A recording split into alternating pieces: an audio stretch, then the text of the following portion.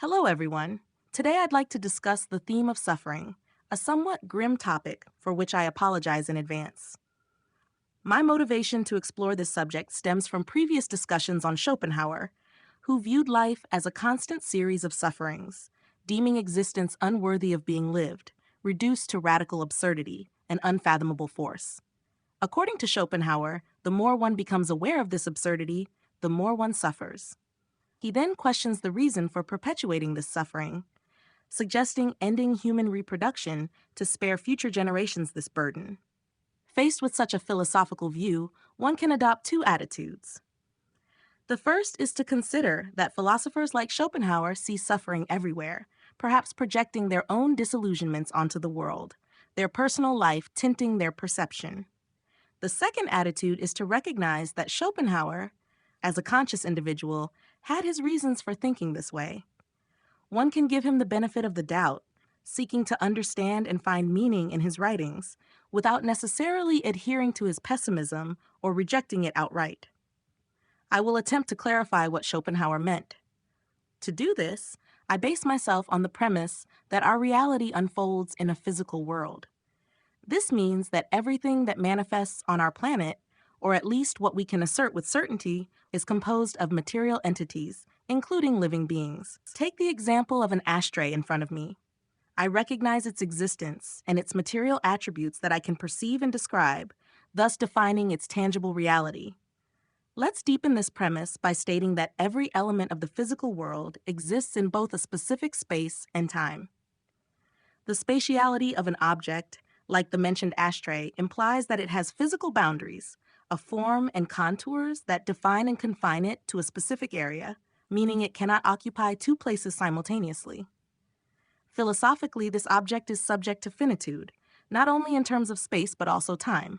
The ashtray has a limited temporal lifespan, for before taking form, it did not exist. The ashtray, which did not exist before, was manufactured and became a concrete object at a specific moment.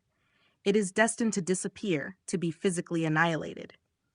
One might object that although the ashtray as an object has a beginning, the materials that comprise it have always existed, suggesting that the constitutive elements of the universe may not have a beginning. This idea resonates with Lavoisier's principle.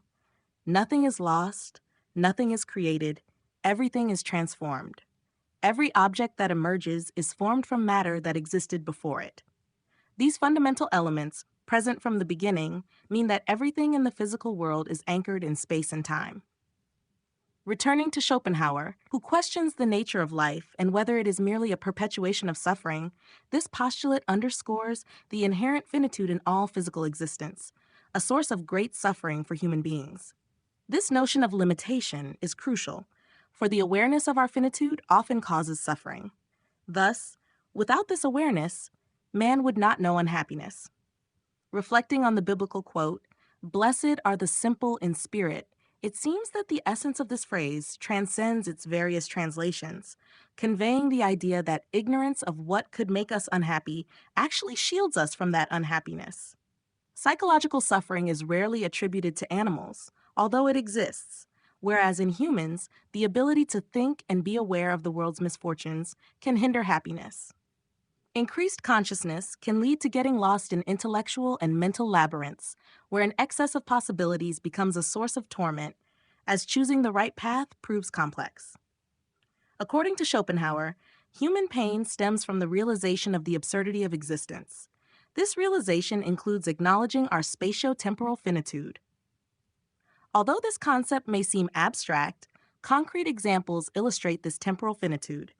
Human existence is bounded by birth and death, marking the limits of our life journey and highlighting our constraints.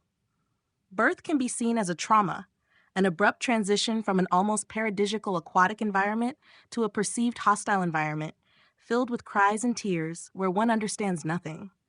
Faced with this reality, adaptation becomes necessary. Similarly, death, or rather the anticipation of it, evokes deep anxieties in humans. According to Freud, this fundamental fear led to the invention of deities, offering the promise of an afterlife as a coping mechanism. The fight against aging, both aesthetically and medically, reflects humanity's resistance to the limits imposed by death. This struggle illustrates the deep desire to postpone the final deadline, underscoring that death represents a major concern for humans. Otherwise, they would focus on improving the quality of their daily life rather than contesting their finitude. Death is a source of anxiety because it symbolizes the extinction of individual existence. Although there is often speculation about the end of the world, it might be more relevant to consider the end of our own world, our death, which is inevitable and imminent. Being aware of this reality means facing the existential anxiety it generates. I emphasize, with a hint of malice, that true suffering often emanates from the realization of our finitude. Interestingly, we do not feel the suffering related to death when we do not think about it, suggesting that it may not be death itself that is problematic, but rather our idea of it. This awareness of finitude has spurred humanity to fight against this inevitable reality. Thus, the history of human culture could be seen as a constant rebellion against this finitude, a desire to continually transcend. This struggle is also evident in our experience of spatial limitation. Being here means not being there. This frustration of not being able to be in two places simultaneously reflects our desire for escape or exoticism, often unsatisfied by our inability to transcend the physical constraints of space. Faced with this limitation, humanity has innovated with means of transport, reflecting the will to overcome spatial limits and accelerate movement and displacement. The evolution of transportation technologies illustrates this human quest to push back the boundaries of spatial finitude. Technological advancements in transportation reflect a human desire to traverse space more quickly, illustrating the struggle against spatial and temporal limits. One might wonder what drives humanity to pursue these advancements so eagerly. At the heart of this quest lies the desire to reduce spatial finitude, often interpreted as an aspiration to conquer new territories.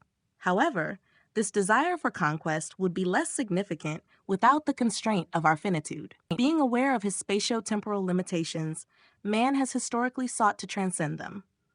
Jean-Paul Sartre, despite my previous reservations, accurately defined man as a project, highlighting our tendency to project beyond our current condition.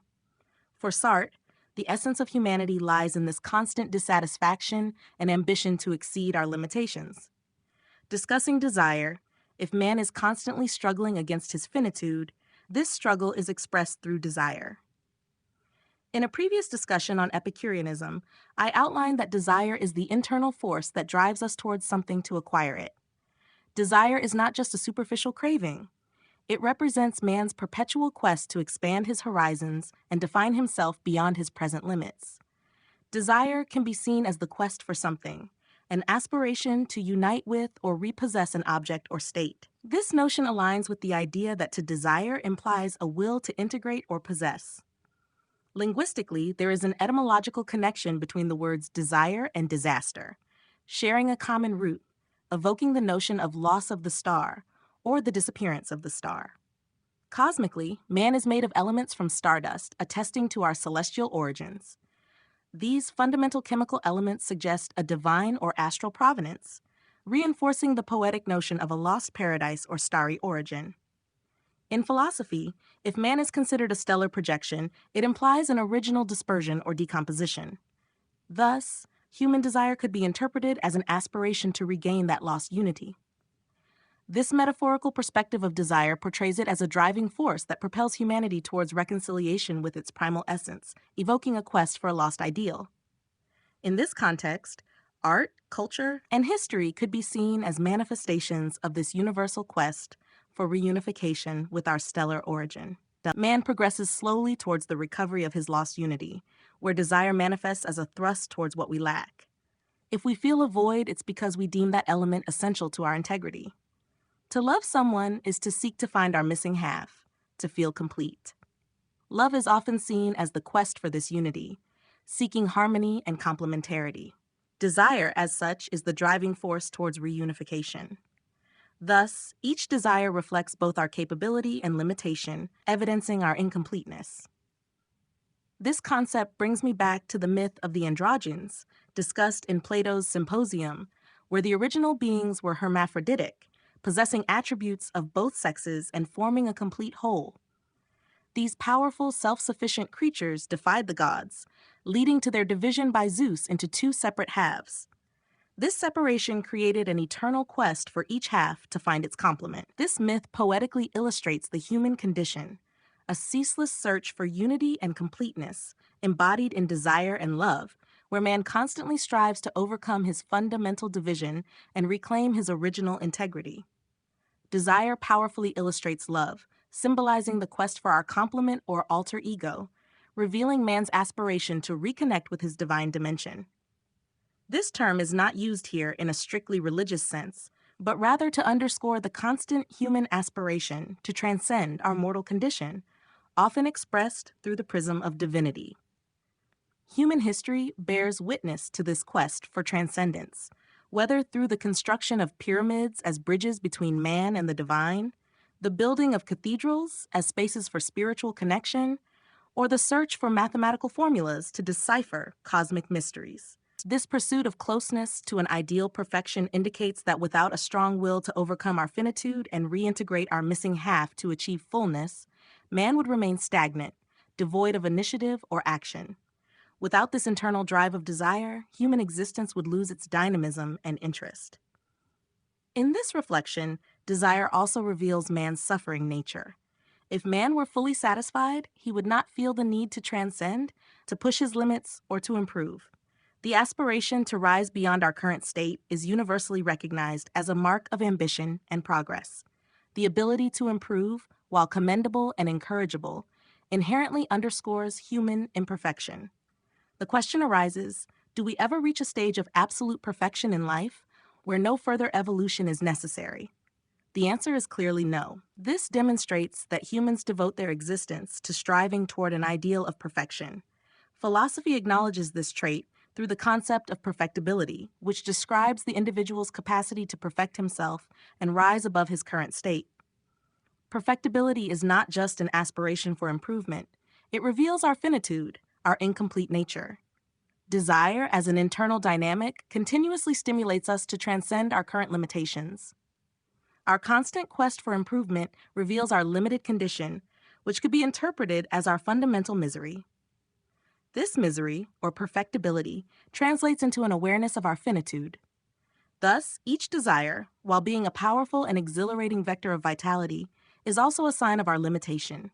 When Schopenhauer paints a bleak picture of life and humanity, he might be trying to highlight that the will, this enigmatic and elusive force that animates us, is inherently a manifestation of lack.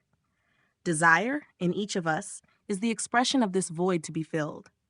Recognizing our desire is to expose ourselves to profound suffering, a condition from which we can only escape by diverting our attention. As Pascal pointed out, a king without distraction lives in misery, unable to distract himself from the thought of death and, by extension, suffering. This exploration based on Schopenhauer's thoughts shows that human suffering is intrinsically linked to our desiring nature. Desire is not solely positive. It can lead to suffering when it turns against us, highlighting our vulnerability. In this sense, those who suffer are witnesses to their vitality, their desire vibrating as a constant reminder of their vivacity. In conclusion, viewing desire as a potential source of suffering invites reflection on the complex nature of human existence, where the capacity to desire, although crucial to our experience, carries its share of anxieties and challenges. Happiness may be found in unity, associated with stillness in Greek thought. Unity opposes duality, which necessitates a space separating distinct objects. The existence of two separate objects suggests a space between them, while unity, representing totality, allows no spatial division. If unity symbolizes stillness, then duality embodies movement, a fundamental element of life that manifests through displacement in space and time. Man, as a being of desire, is essentially mobile, acting and unfolding in space. The arrow is an apt metaphor for the human being, illustrating movement, initiative, and progression. It represents the dynamics of desire, always directed towards an object, creating a duality to be overcome to achieve unity. Conversely, rest and immobility could be symbolized by the circle, a geometric figure without beginning or end, evoking unity. One could then imagine man as an arrow aspiring to curl into a circle, symbolizing a quest to return to unity. In this journey, both historical and individual, man progresses, often expressed by the idea of moving forward in life.